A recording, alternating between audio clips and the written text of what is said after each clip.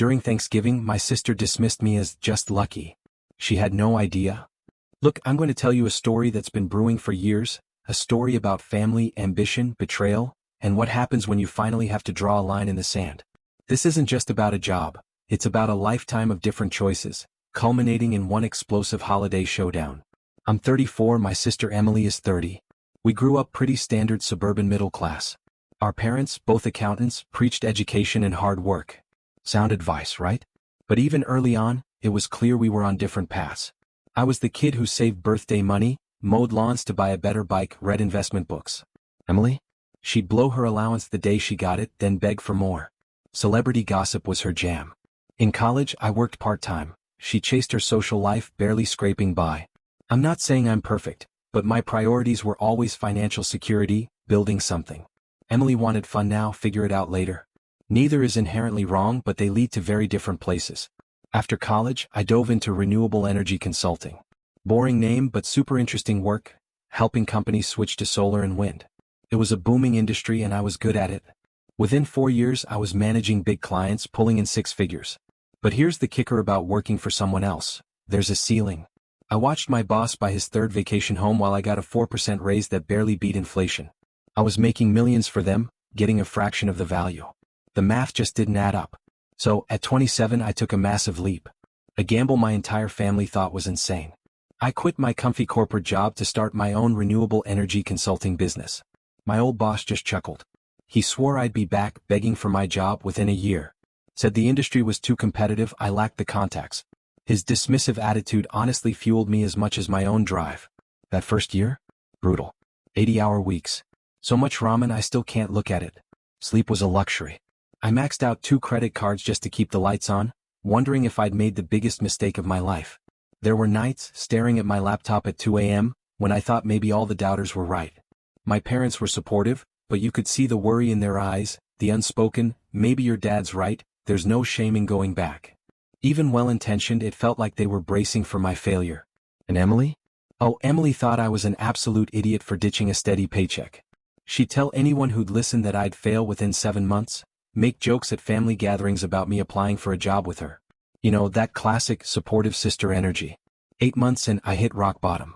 $300 in my business account. A crucial proposal due in 3 days. I hadn't paid myself in 4 months. Living on fumes and credit cards. I sat in my dingy apartment ready to give up. But then that proposal landed. A mid-sized manufacturing company, nothing huge, about $85,000. But it was enough to keep me going.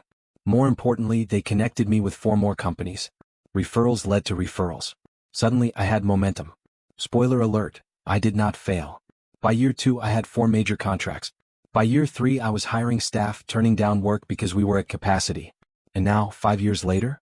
I run a business with 25 employees, making over $8 million in sales annually. I personally clear over $420,000 after expenses and payroll. I still drive the same beat-up Honda Civic, live in a nice but modest house. I don't flash my money. From the outside, I look like just some regular guy. And that's exactly how I like it. The people who matter know what I've built. Everyone else? They can think whatever they want. Emily, on the other hand, had 8 different jobs in 7 years. She got a communications degree because it seemed easy, graduated with a 2.8 GPA and no plan. Retail, restaurants, insurance, gym, a marketing company that fired her after 4 months. The list goes on. She rarely lasted more than a year. There was always a reason. The job wasn't for her, the boss was bad, she deserved more. About 2 years ago, Emily showed up at my house crying. She'd just been fired for being late too often. Needed rent money or she'd be evicted. Promised it was her wake-up call. I gave her the money not as a loan, I knew I'd never see it again, but because she was my sister and I couldn't let her be homeless. I also told her clearly I couldn't keep bailing her out. She needed to sort herself out. She nodded, thanked me, swore she would. The next week?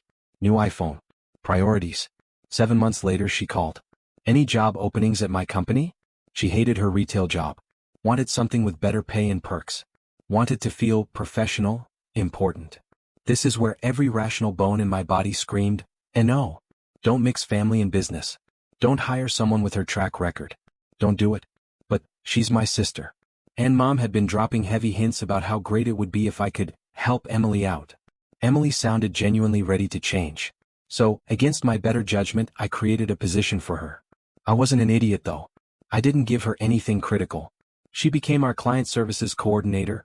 Fancy title for someone who answers emails, schedules meetings, manages basic admin, and organizes client contacts. Entry level. $45,000 a year plus benefits. Good pay for the work, more than she'd ever earned. Before she started, I sat her down and laid out clear expectations.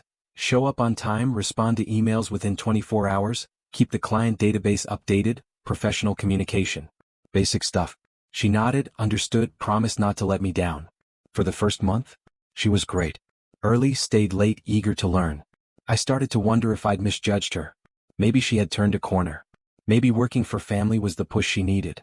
Then month 2 hit. And the cracks appeared. First it was 5 or 10 minutes late, which I let slide. Then 15. Then 30. Then an hour. Always an excuse. Traffic, alarm didn't go off, not feeling well. Never her fault. Always some external force. Her work quality tanked too. Emails went unanswered for days. Client meetings were booked at impossible times. The database became a disaster zone. My office manager, Sophia, who's been with me since day one and never complains unless there's a real problem, approached me 3 times in 1 month about Emily. One time, Emily scheduled a critical presentation with a potential client for 2 p.m. The client flew in from Nevada just for this meeting. At 1:45 our front desk called. Conference room wasn't set up, Emily wasn't in the office. Turns out she'd gone to lunch at noon and just never came back. No call, no text. I later found out she met friends and decided to hang out. She strolled in at 4 p.m. like nothing happened. I had to personally apologize to the client, reschedule their flight. We eventually got the contract, but only because I subsidized part of their travel cost. That single incident cost me $18,000 in missed revenue and nearly ruined a relationship that could have brought us years of business. When I asked Emily about it, she just shrugged. Said she lost track of time, and didn't think it was a big problem because I was there to run the meeting anyway. A client flew across 3 states for a meeting she booked and then ghosted, and it wasn't a big problem. Unbelievable. Another time, she sent an email to a huge prospective client with so many typos and grammar errors, they called me to ask if we were even a legitimate business. I had to explain we were training a new employee, not reflective of our standards. Emily had been with us for 4 months by then. This wasn't a new employee error. This was just pure laziness. I pulled her aside for a serious talk, not as her brother but as her boss. Late arrivals had to stop. Work quality had to improve. She immediately got defensive. Said I was too harsh. Said I didn't understand how demanding the job was. Claimed Sophia was jealous of her. That last bit almost made me laugh. Sophia, my right hand, earning $95,000 plus bonuses, with actual equity in the company, jealous of Emily? Emily just needed someone to blame. I gave her a formal written warning. Documented everything. Told her if things didn't change in 30 days, we'd have to re-evaluate her employment. She cried, promised to do better. Things improved for about 2 weeks, then slid back to exactly where we started. The worst part wasn't even her performance. It was her attitude. She constantly complained about how hard she had to work, while taking hour-long lunches and spending half the day on her phone. Complained about being underpaid, even though she was making above market rate for her experience. She'd make passive-aggressive comments about how easy I had it as the owner, as if I just sat around counting money instead of busting my butt to keep everything afloat. My other employees started to notice. I heard whispers about Emily getting preferential treatment. And they were right. Any other employee with her track record would have been fired months ago. But I kept giving her chances because of our history. It was exactly what I'd been warned about before hiring her. The final straw came about 3 months ago, right before Thanksgiving.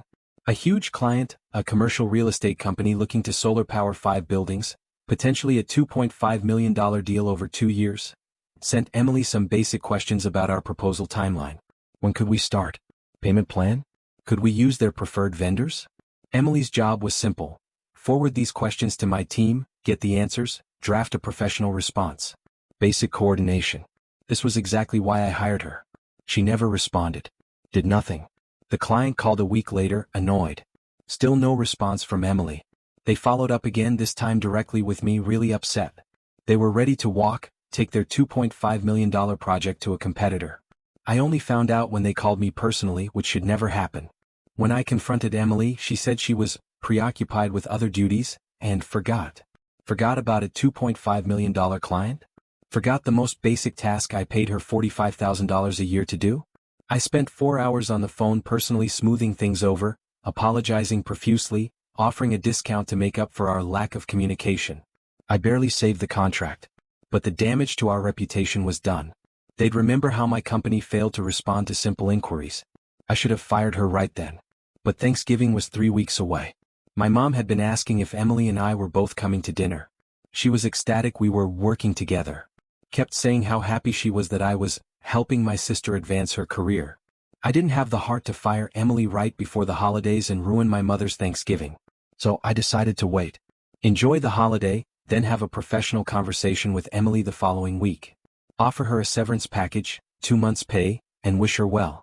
Clean. Professional. Even kind. Then Thanksgiving dinner happened.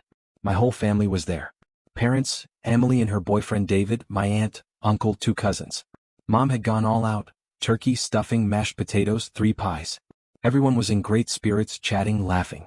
After dinner we were in that food coma haze, too full to move, too comfy to leave. Someone asked me how my business was doing. I gave my usual low-key answer. Business was good, successful year, grateful for clients and team. Just pleasant dinner talk. That's when Emily chimed in. Yeah, well, he got lucky. That's all it is. The table went silent. I looked at her thinking I'd misheard or she was joking. But she had this smug little smile, the kind you wear when you think you're about to drop some profound truth bomb. What do you mean? My dad asked, confused. Emily leaned back, puffing up.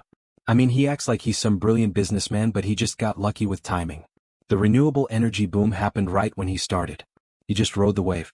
Anyone could have done what he did if they'd been in the right place at the right time. My uncle raised an eyebrow but said nothing. My mom looked deeply uncomfortable. Emily's boyfriend, David, was nodding along like she was a guru. I just watched, waiting to see how much deeper she'd dig. Oh, she dug. Honestly, if you look at it objectively, he's not even that smart about business, she continued, now on a roll, soaking up the attention. Like, his whole strategy is just undercutting competitors on price. That's not genius. That's basic. A trained monkey could do what he does. Emily, my mother started, a warning in her voice, but Emily waved her off. No, it's true. Everyone acts like he's this amazing success story, but it's literally just luck. Right time, right industry, right circumstances. He works hard, sure, but so do lots of people who aren't successful. The difference is he got lucky.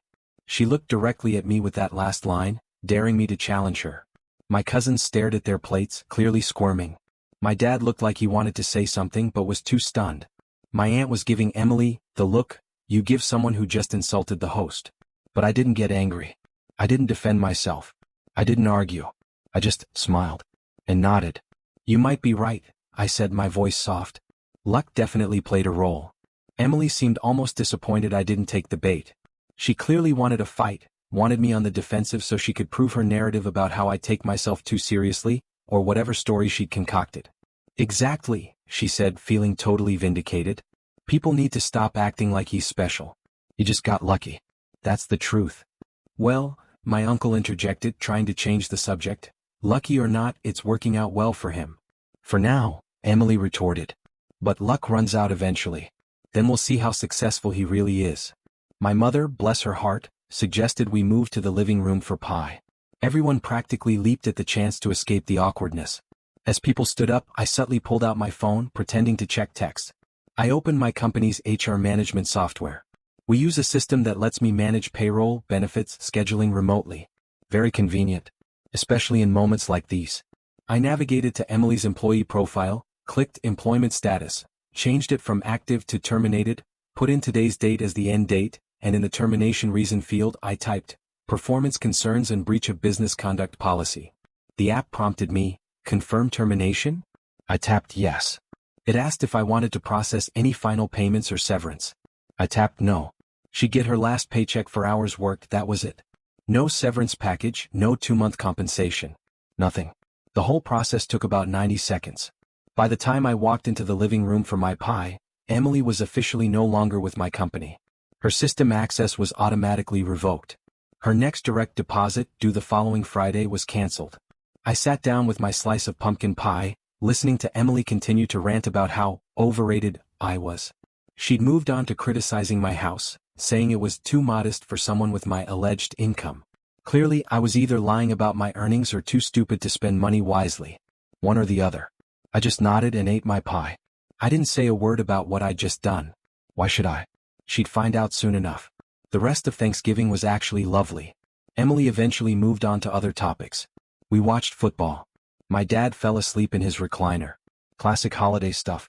When Emily left that night, she hugged Mom and Dad, said goodbye to everyone. She didn't even glance my way. I went home and had the best night's sleep I'd had in months. No remorse, no second guessing. Just pure, unadulterated satisfaction that I had finally made the decision I should have made months ago.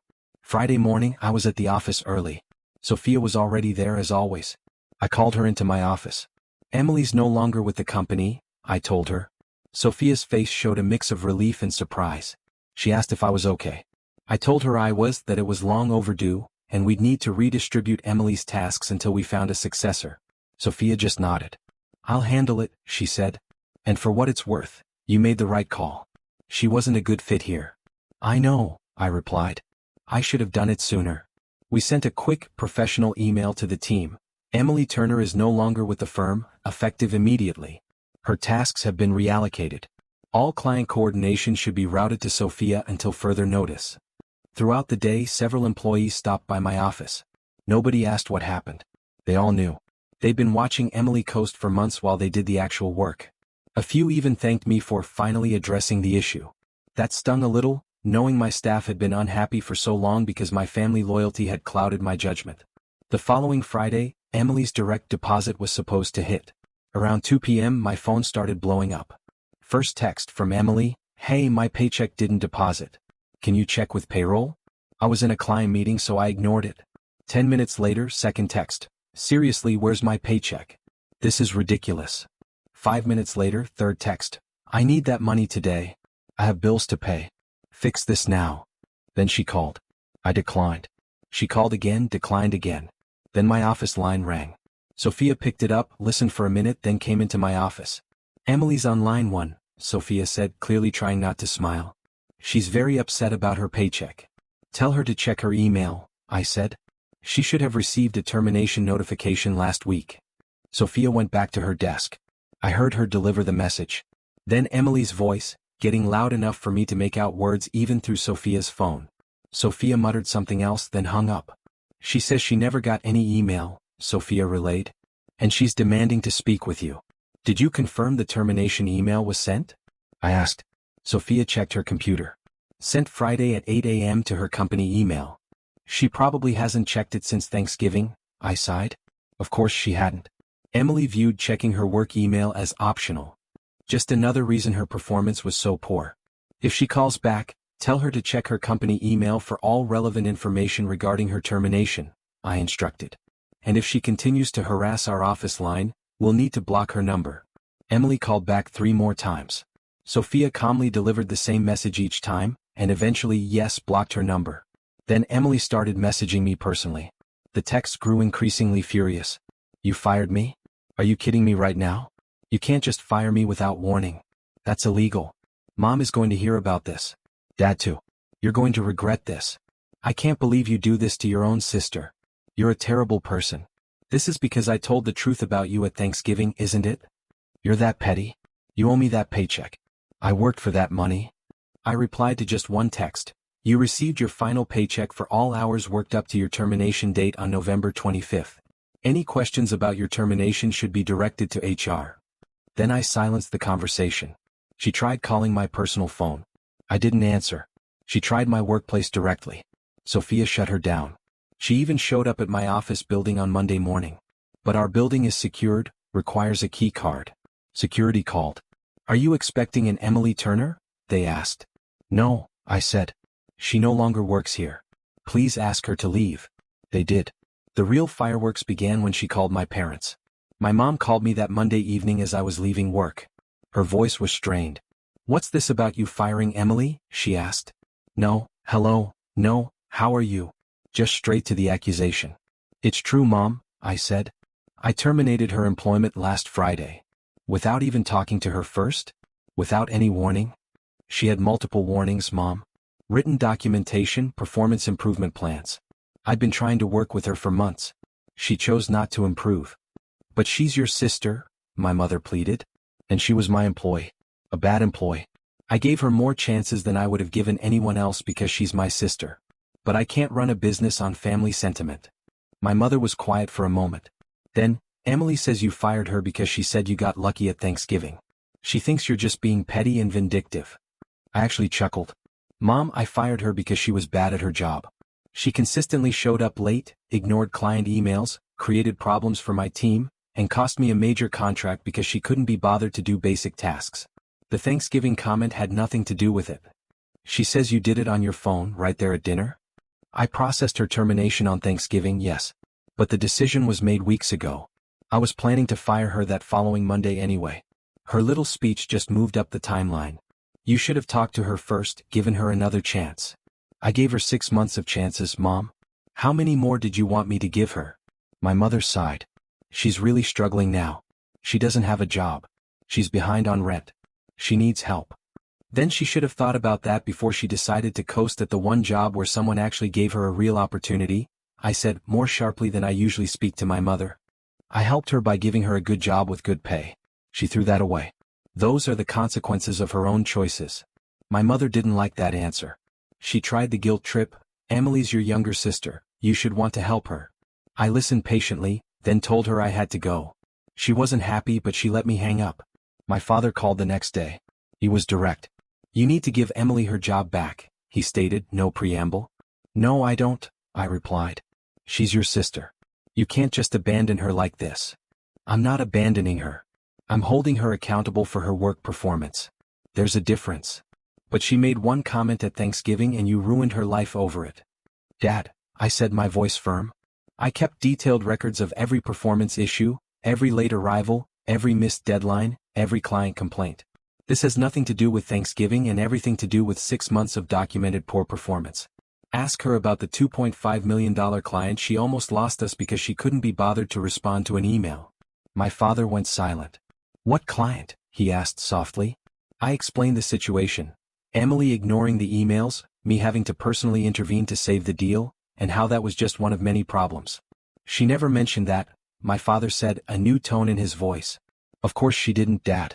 Because that would require her to take responsibility for her actions instead of blaming everyone else.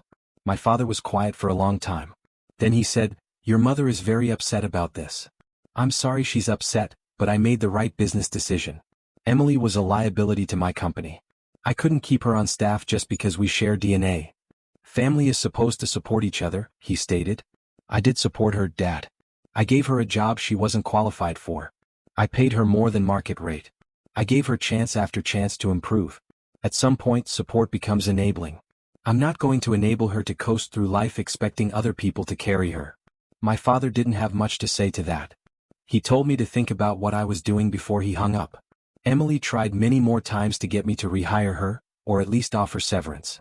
She sent me lengthy texts about how unjust I was, how I'd never understood her, how everyone expected her to be like me but she couldn't live up to it, how I was only successful because I had advantages she didn't. I didn't reply to any of it. There was nothing to say. She'd created a story where she was the victim and I was the villain, and nothing I said could change it. People believe what they want to believe. About 2 weeks after I dismissed her, my mother called again.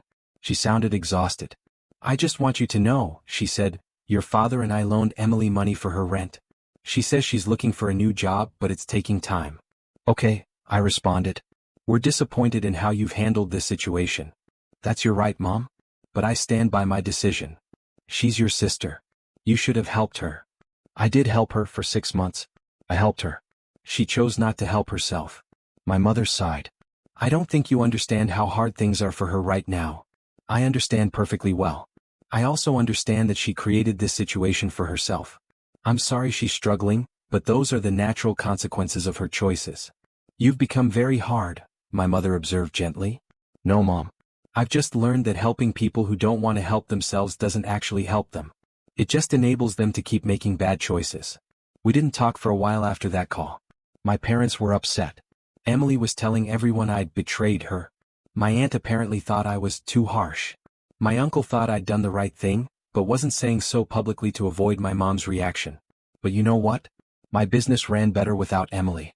Sophia hired a replacement within 4 weeks, a recent college grad named Rachel who actually showed up on time, responded to emails and treated her job with respect. Client communication improved dramatically. My team's morale went up. Everything just worked better. About a month later, I got a text from Emily. It was different from her furious rants. Got a new job. Starts Monday. Just wanted you to know I'm fine. I texted back, glad to hear it. Good luck with the new position. She didn't reply. I didn't expect her to. That was probably our final direct communication for a while, maybe forever. Some bridges burn and stay burnt. My parents gradually started talking to me again, but things were still tight. Mom would call occasionally. We'd talk about nothing in particular. Dad sent me an article about a solar project he'd read about. Small attempts at normalcy, but the underlying tension remained. They made it clear they thought I was wrong. I made it clear I didn't care. Christmas was awkward as heck. We all gathered at my parents' house. Emily was there with David. We didn't speak directly. She spent the entire time on her phone or whispering to David. I hung out with my cousins, avoiding the living room where Emily was stationed. At one point, my father tried to force a conversation. "Why don't you two talk and work this out?" he asked, like we were kids fighting over a toy. Emily stared at me with icy eyes. I returned the stare with the same indifferent expression. Neither of us said a word. My father gave up and went back to watching football. Things got more interesting shortly after New Year's. Emily had apparently told David her entire warped version of the story. How I'd fired her out of jealousy and vengeance. How I couldn't handle her speaking the truth about my achievements. How I was a nasty person who abandoned my family. David, being the brilliant strategist he is, decided to help Emily exact retribution. He made a fake Google review for my company. Claimed we'd scammed his company out of $50,000 and never delivered. Said we were scammers running a phony enterprise. He even made up a fictitious business name to make it look real. The problem with David's brilliant plan? I have Google alerts set up for my company name. I saw the review within an hour. I also saw that the account that posted it was created that same day and had only one review, indicating this wasn't some sophisticated operation. I took screenshots, documented everything, and reported the review to Google as false. It was deleted within 48 hours. Then I had my attorney send David a cease and desist letter for defamation and attempted harm to my company's reputation. The letter threatened legal action if he continued. Emily called me 2 days later, screaming that I was going to sue her boyfriend. I gently reminded her that if her partner intended to commit actionable defamation, he should be prepared to face the consequences. Then I hung up. David seemed to back off after that. No more fake reviews or revenge attempts. Turns out, threatening people with serious legal penalties makes them reassess their activities. In February, my mother called with some news. Emily was evicted from her apartment. She'd been staying with David, but their relationship had crumbled after the legal threat. She was now asking to move back in with our parents. My mother wondered if I would rethink employing Emily again. I said no. She asked if I would at least lend Emily money for a deposit. I said no again. She said I was being unkind. I told her that Emily had squandered every chance, humiliated me publicly, and had her boyfriend try to damage my business. At what point did Emily become accountable for her own situation? My mother didn't have an answer. Emily moved back home at 28 years old. But March brought the most satisfying results. Remember that major client, the one Emily almost lost us? The $2.5 million contract I'd barely salvaged? They came back with an expansion plan. They were so pleased with our work on their first 5 buildings, they asked us to manage another 12 properties. This deal was projected to be worth around $6 million over 3 years. During the contract signing meeting, the client's VP specifically expressed his satisfaction with our communication improvements over the previous months. He particularly praised our new client services coordinator for her responsiveness and professionalism. He said it was a 180-degree difference from their last encounter with us. I thanked him and mentioned we had indeed made some staff adjustments to better serve our customers. He nodded approvingly. "It shows," he said. "That deal put us on track to generate more than $13 million in revenue that year. We were growing faster than I'd ever anticipated. I hired 3 more people, including a second project manager to handle the increased workload. Business was thriving." My mother informed me that Emily was once again working at a department store, minimum wage plus commission. Still living at home, still complaining about how unfair life was, blaming everyone but herself. My parents stopped asking me to help her. I think they finally understood that no amount of money or opportunity would solve Emily's fundamental issue. She just didn't want to do the work. In April, I got a message on LinkedIn from someone who used to work with Emily. He said Emily was telling people she'd quit my firm because I was handling it unethically. She claimed she departed on principle, not because she was fired. I then shared a professional update on LinkedIn about our company's expansion and the importance of upholding excellent standards. I didn't mention Emily by name, but everyone familiar with the situation understood. After that post, 2 former coworkers reached out. Both said they'd heard Emily's stories and were relieved to see we were genuinely prospering. Her attempts to harm my reputation had completely backfired. People in the industry talk, and when they saw my company's real success, it made her look bitter and untrustworthy. By summer, everything had settled into a new routine. My firm had 35 employees, projected annual revenue over $16 million. We moved to a larger office. I finally awarded myself a raise and bought a newer car, still a Honda but a lot less beat up. My parents and I reached a peaceful equilibrium. We discussed neutral things. They had stopped justifying Emily's actions, partly because they could no longer ignore the trend. My father actually apologized to me in June. Said he understood why I made the decision I did. That mattered more than he knew. Emily was still living at home, working between jobs. Last I heard, she'd been fired from the department store for being late too often. She'd moved on to a call center. My mother stopped providing me updates unless I directly asked. In August, I saw David at a gas station. We made eye contact. He quickly looked away and scurried to his car. I just smiled and went about my day. Some fights are inevitable victories. The best part, though, happened in September. We received a significant industry award for innovative renewable energy consulting. A ceremony, a trophy, coverage in various trade journals. My team was ecstatic. Sophia even cried happy tears. It was a massive validation of everything we'd built. The awards ceremony was a Thursday evening. The article was published Friday morning. By Friday afternoon, my phone was flooded with congratulatory messages from colleagues, old coworkers, and yes, even some family members. My mother called that evening. She'd seen the article. She said she was proud of me. Then she said something that truly surprised me. Emily saw the article too, she said. She didn't say anything, but I could see it on her face. I think she finally understands what she gave up. I didn't reply to that. There was nothing to say. Emily had made her decisions. I had made mine. And the outcomes, well, they spoke for themselves. So what do you think? Did I do the right thing, or was I too harsh on my own sister? Have you ever had to choose between family and your business, or your own peace of mind? I'd really love to hear your thoughts and experiences in the comments below.